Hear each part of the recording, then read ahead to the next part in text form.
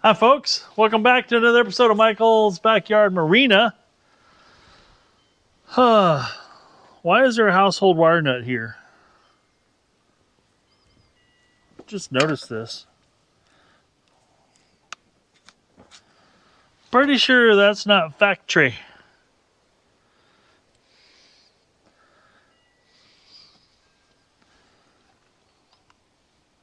And it's like coil grounds to ground, and a little bit of corrosion, a lot of oxidation.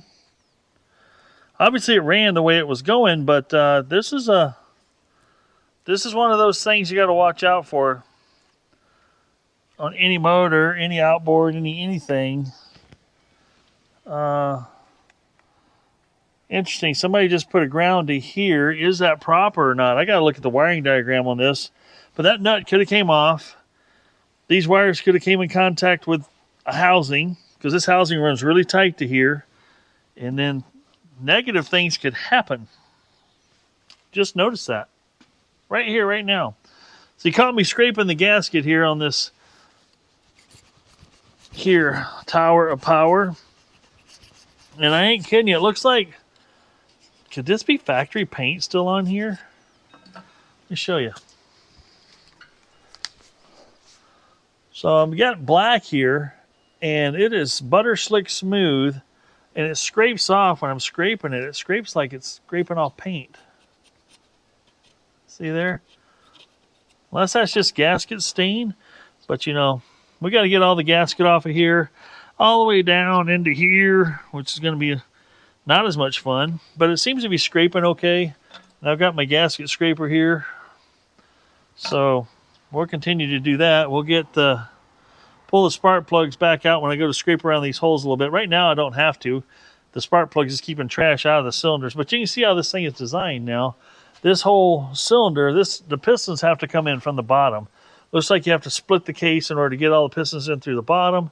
So the water leak, you know, as was coming from, as we saw earlier, from this gasket here, fits up in here like around this configuration. So it's all open over here and all that fun stuff, and sealed up around each spark plug hole. Even though there's no bolts around each spark plug hole, even on the cover, these bolts around the perimeter are supposed to seal it off. So I'm going to help it out a little bit.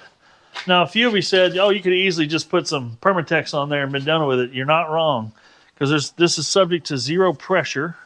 It's only subject to water flow. Somebody even left a comment and goes, oh, you don't have any water flow. That engine's now junk. And that was from the YouTube short. And it's like, how could you not see water coming out of the pee hole? Now, on this one here, this particular one, the pee hole is clear up here. So if you've got water coming out right there, that's just straight. When this is full, water will come out here and come out the pee hole. So if you got water even just dripping out of the pee hole, that means there's water clear up here. Now, could that water get hot? Sure, but through the other videos, if anybody that follows me for a little bit here, saw me putting my hand on this a lot, because I was checking temperature to make sure things weren't running hot. I need to show you something else. Something else that's a little bit concerning on the Evinrude boat. And I saw it, and I'm like, oh, did I just run into a major snag? So as you saw, I put the cover on the boat. In the time lapse you saw at the beginning of the video, if I decided at this point to put that time lapse in the beginning of the video, let's get down here underneath. And sure enough, there's still some there. I want you guys to take a look at this right here. Can you see that? That, and on here, it's a water drop. And where that concerns me is that here we've got the bare fiberglass right here, and where the gel coat, people are in the habit of running these things up on beaches thinking, oh, it's just sand, it's just sand. It is sandpaper. And they wore through the gel coat here, and this is through into the fiberglass that's part of this, which sounds pretty good, but When I see water coming out of here, that means what's going on inside here. So I'm going to probably do something silly and take a drill and drill a couple of holes in here and see if I can get water coming out of here. If I do, that means not good things. That means that possibly the foam in here is soaked up with water. Now, how long it's been soaked up with water, I don't know. This is one of those areas between the hull and the floor in the boat that is just one of those things that it never dries out. I don't care if it was stored in a dry storage space. Maybe in a vacuum you might be able to get it to happen, but no matter how many years it's stored in dry storage, if that's got water in it, there's no air movement, there's no anything. That moisture will never leave that boat. So the only way to fix that, and I've done it once before, and that was on the banana boat.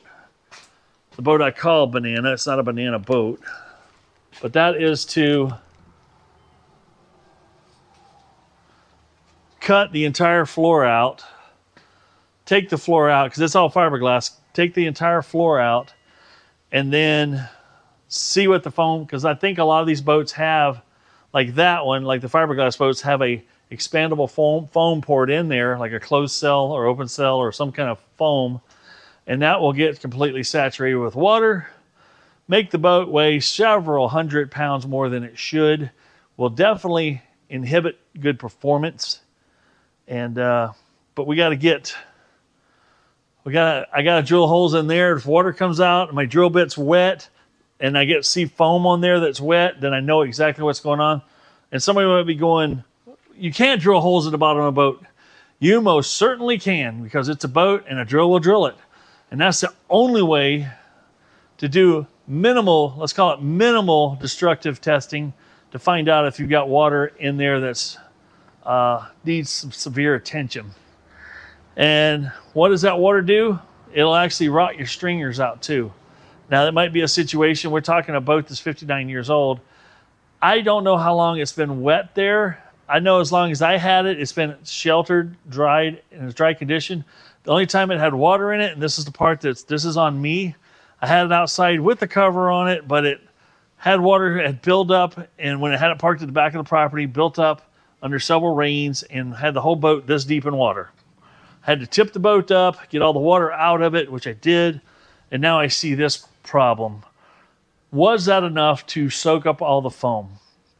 And there again, is old foam like a sponge? And did that old foam, when water was exposed to it, it just grabbed onto it like a sponge and it doesn't let go. So I may have created my own headache there. But anyway, after I get this running, I will grab a drill bit. I'm gonna do a 1/4-inch drill bit, because that's easy enough to fill back in. I could do I'm gonna have to put gel coat on the bottom of this thing anyway. I can seal it up, re-gel coat it. I'll put some resin in the hole, re-gel coat it, and then it'll be sealed up again.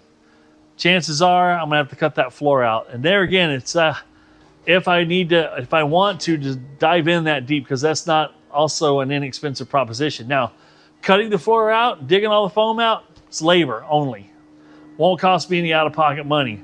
Where it gets expensive is if I gotta put stringers in and I gotta re-fiberglass the stringers in and replace them, and then put the floor. I'll save the floor and I can put the floor back in on top and then fiberglass around the perimeter to lock it back down, and then re-pour foam inside the expandable foam inside the shell. So there's those options.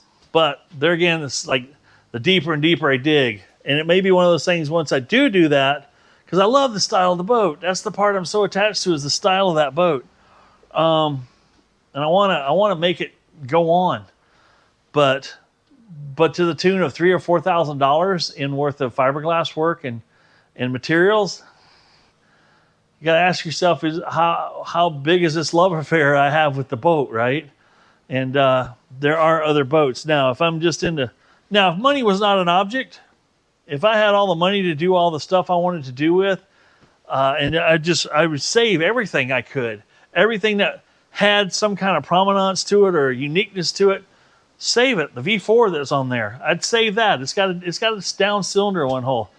I'm saving the parts, but I'm not doing anything with that engine. And some of you says, hey, restore it all, make them both good boats. Well, there again, we got a lot of money in this boat. So maybe in this boat, the only thing that is worth saving is the outboard. This outboard's in excellent condition. The only thing it might be, one guy left a comment, he goes, that oil that came out of the gearbox is pretty milky. It's really milky. And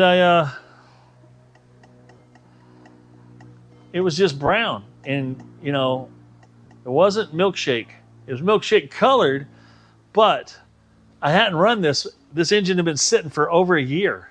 If there was any water in there, it would have separated. Oil and water does not stay permanently mixed. It will separate every time.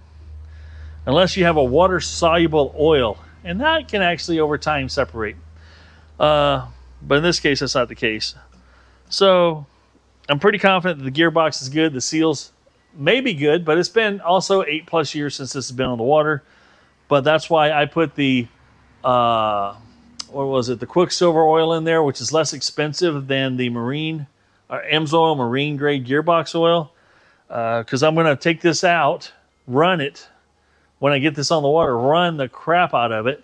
And then I'm going to drain that gearbox oil again, and we'll take a look then. If there's any water in it then it's time to do the seals. But in this video so far, what I'm going to cover is getting the gasket back on here, get that cover back on, get this all back together, as it were. And then I also noticed something a little funky, and it came from back here. And I'm not sure how, where, or why, but I think this cover can come off.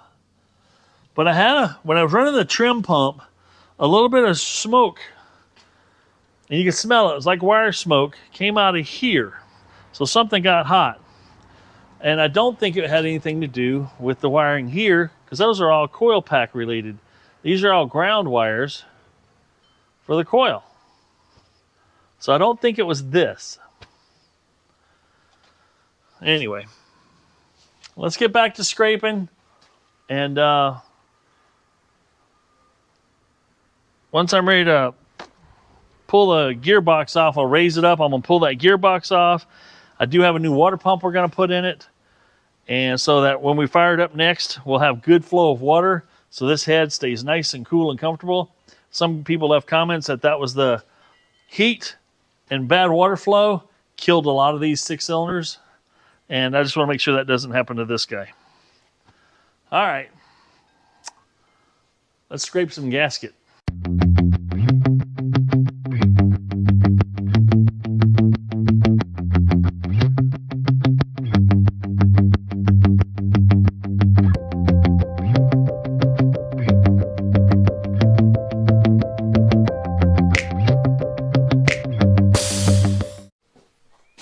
Alrighty, folks, we've got the valve cover.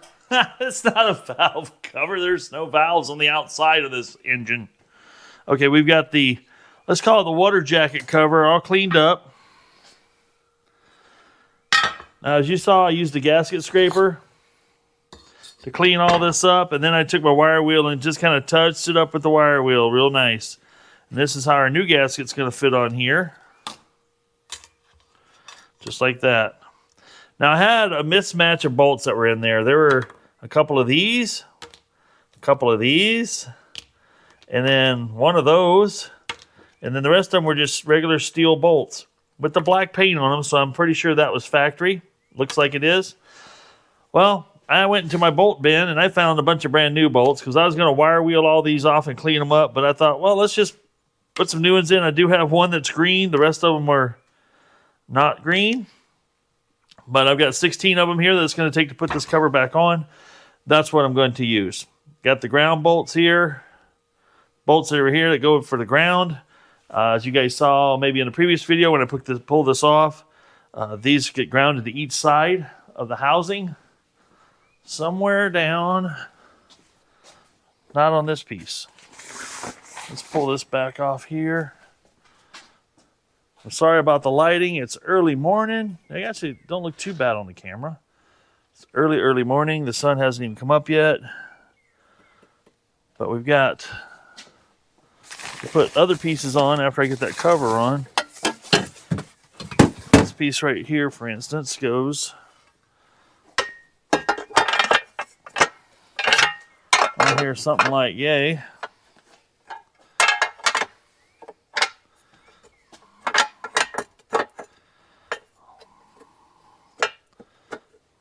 Something about like that, it does.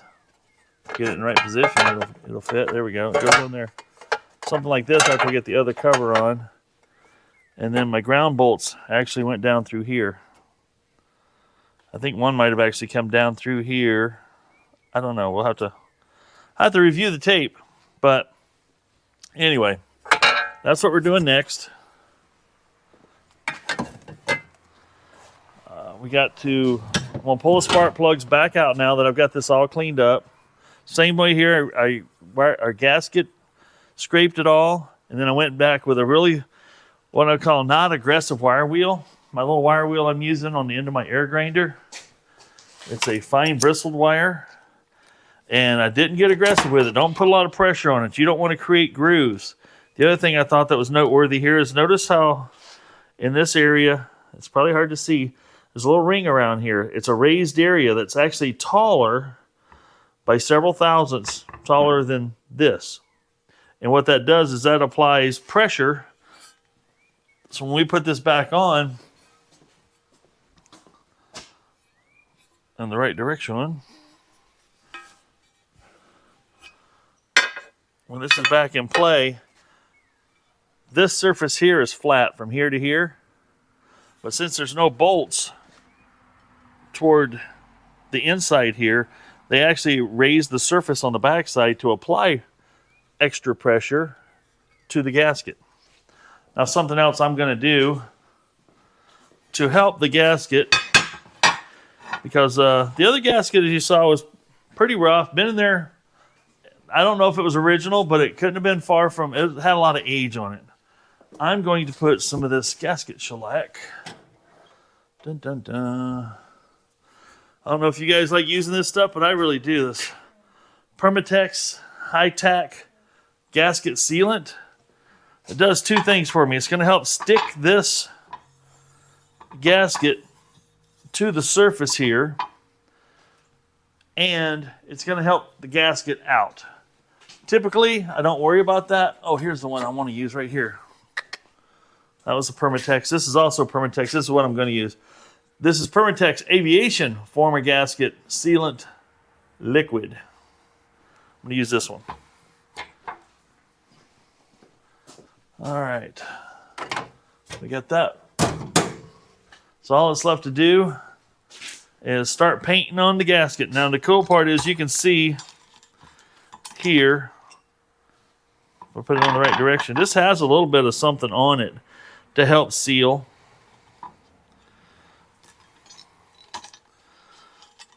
And you can see that this entire surface, other than right here, it's covered by gasket. But you can also see in this area here that that gasket only goes around the perimeter and around the spark plugs. So how much gasket shellac do we paint on there? Well, I'm going to try to stick the whole gasket down to this, and then it can do whatever it wants to afterwards. But the gasket shellac will literally glue this really well to this, and we'll go from there. So we're going to get busy painting that on. I'm also going to use Never Sees on all my bolts. I'm going to put Never Sees on them. These didn't have any lock washers or star washers except for these two did. And those two that did weren't even used on the ground to help it bite in. So I might steal a couple of these star washers off of these, put them on here. So we have, you know, the grounds are actually grounded really nice. Make sense? I think so. All right, let's get busy painting. It's got, what time is it? 6:02. I got a buddy that's going to be here in an hour. We got to go on a little road trip. So I got 1 hour to get this put on. It should not be a problem.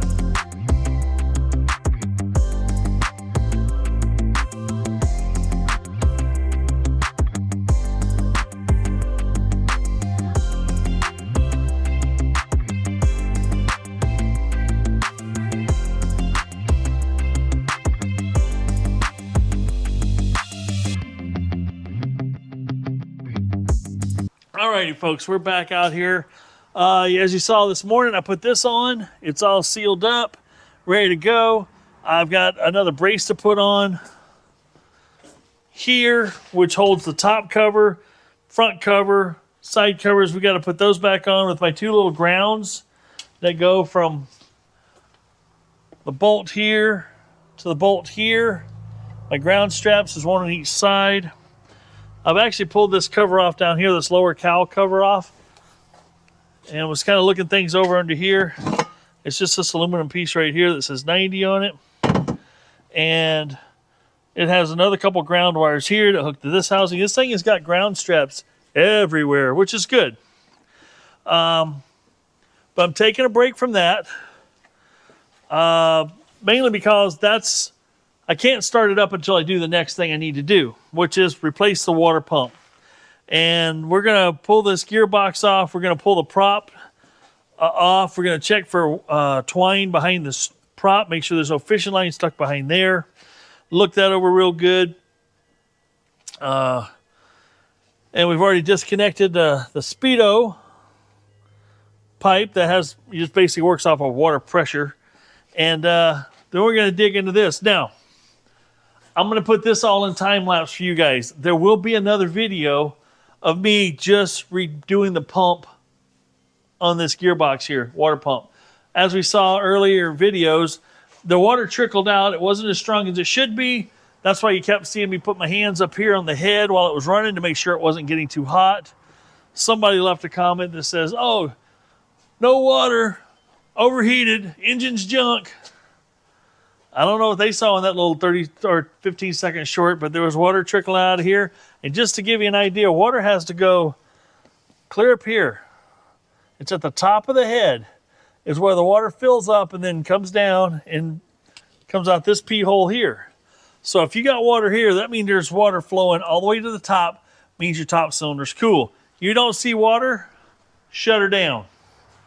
You can ruin your engine very quickly. The bad part is you can't see certain things when the hood's all closed up. The only thing you've got is possibly a temperature gauge and that indicator right there, and that's it. Other than, hearing some horrible noises, but by the time you hear bad noises, it's much too late. Let's show you the parts that come in my water pump kit. And now I'm going to do a separate video on rebuilding the water pump, because I want to make sure I get covered enough detail, and I don't need this video getting too carried away with those kind of details.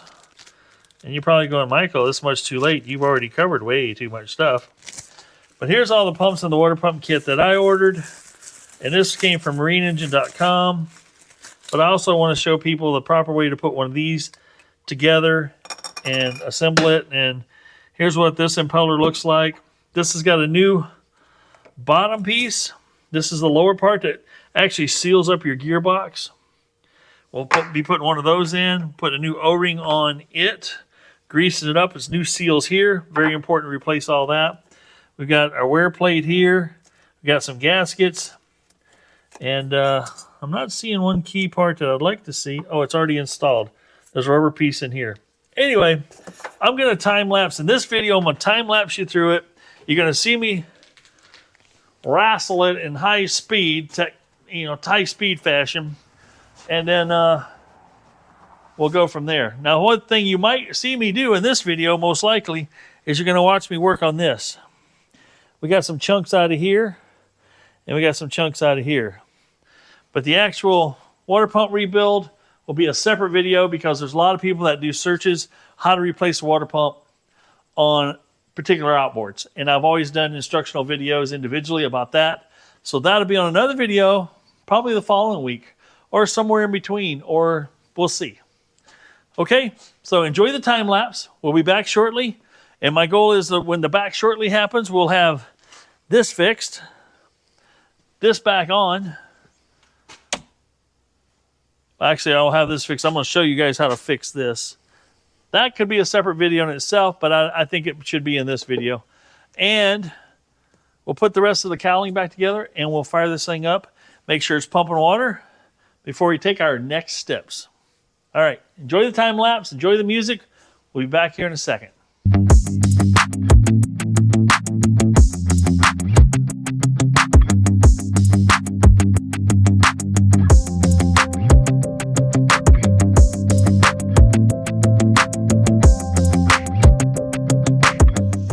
Alrighty, we're back after the water pump has been replaced. And we need to put our ground straps back on right here before we put this cover back on. I think we can tighten them down after they're in place. I'm almost positive.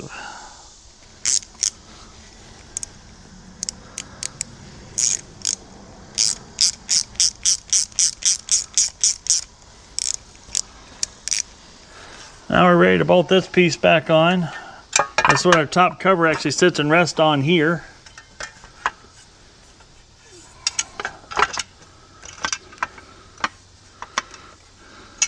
And our ground straps are right on top of this bolt here. And then this is loose, this is supporting this bottom piece, so we'll bring this back up.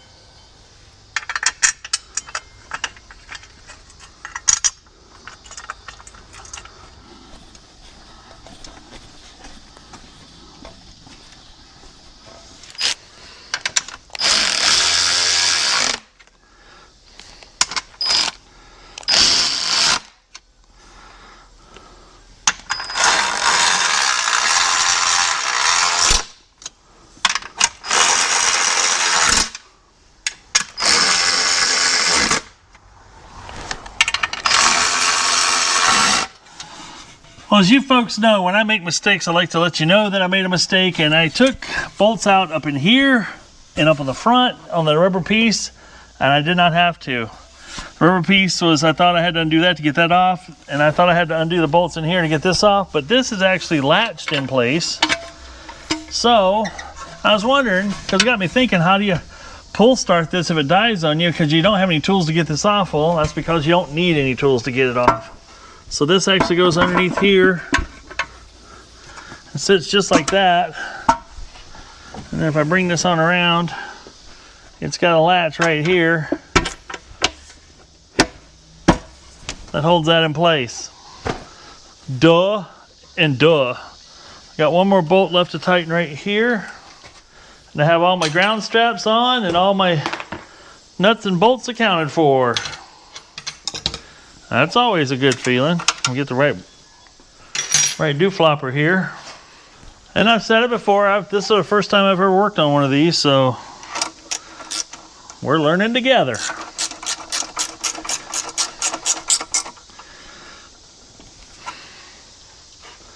There, everything's tight and sturdy. The only thing I have off right now is the cover that was down here.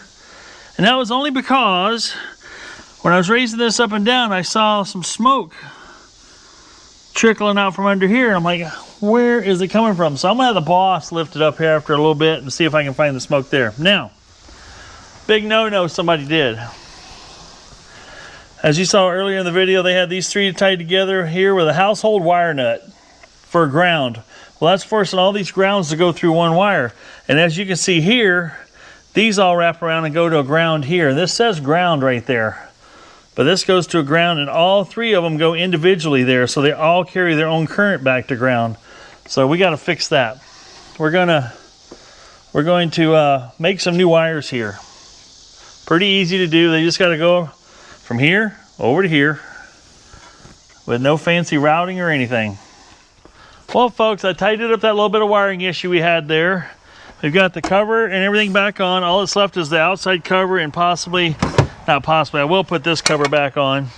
Don't need it right now. It doesn't serve a purpose. It's for looks and covering up some bolts and for removing the power head and stuff. But let's turn some keys and see if we can make some noise.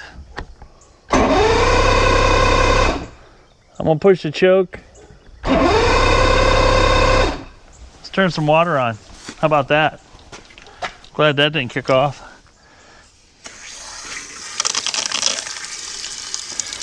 There we go. Now we got some water.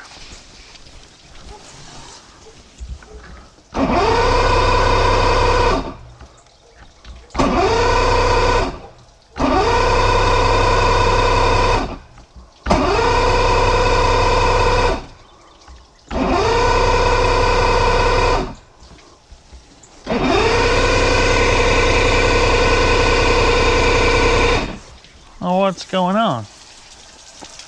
What's going on?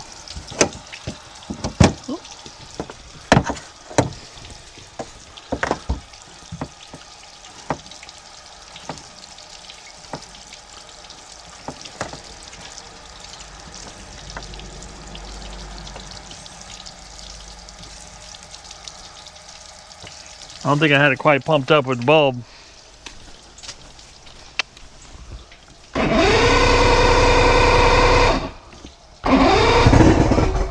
There we go.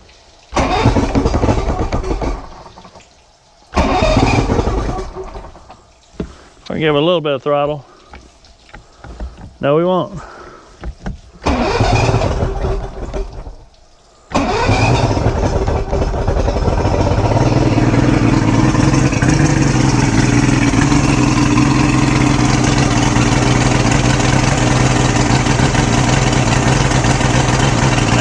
Pumping good now.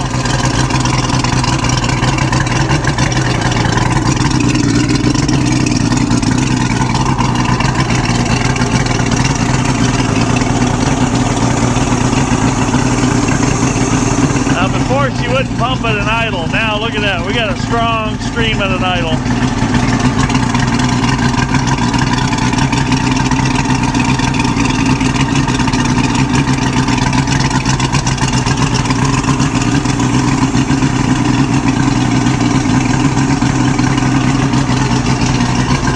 That's the other thing, I could feel air coming out before the water came out.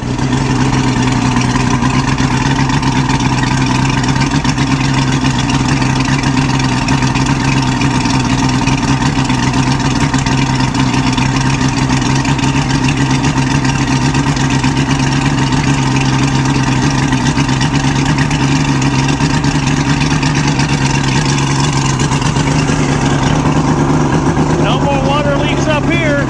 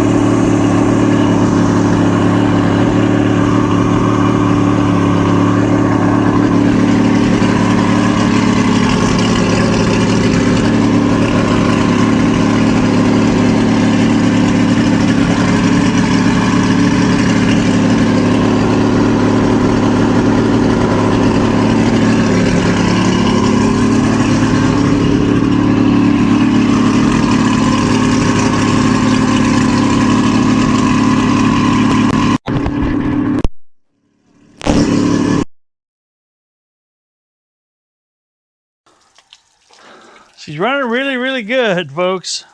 Let's fire it up one more time here.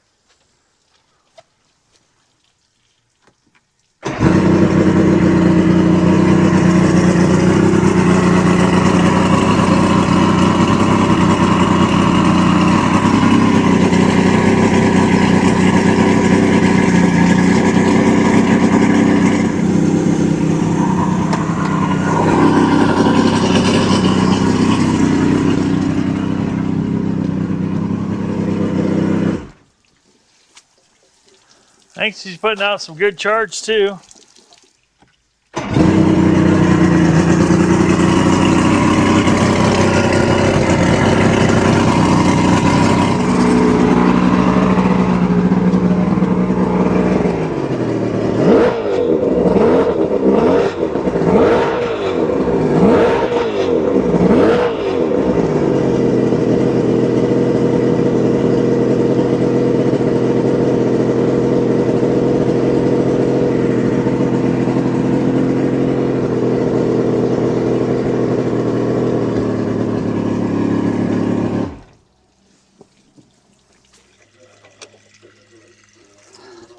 Now, some of you might be asking yourself, why'd you put it in a tub of water? Well, I want to see how quiet it is with it buried, the exhaust buried. Plus, let's see if the pump picks up without water on it, which it should.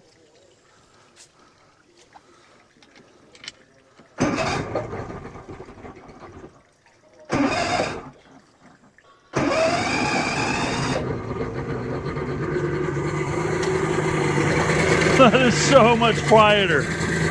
Holy smokes. Pick up some water. There it goes.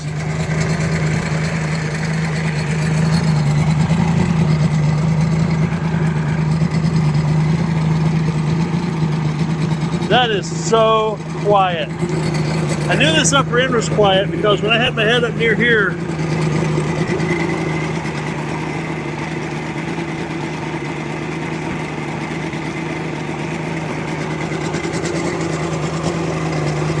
that is running so good.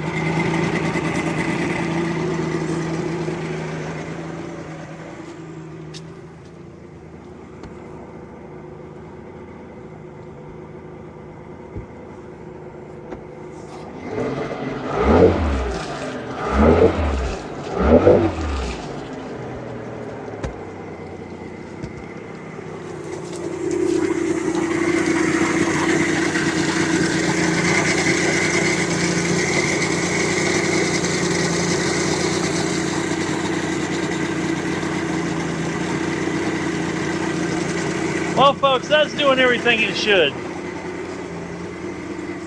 All right, folks, there you have it. She's running. She's watertight up top now. We got the wiring issue fixed.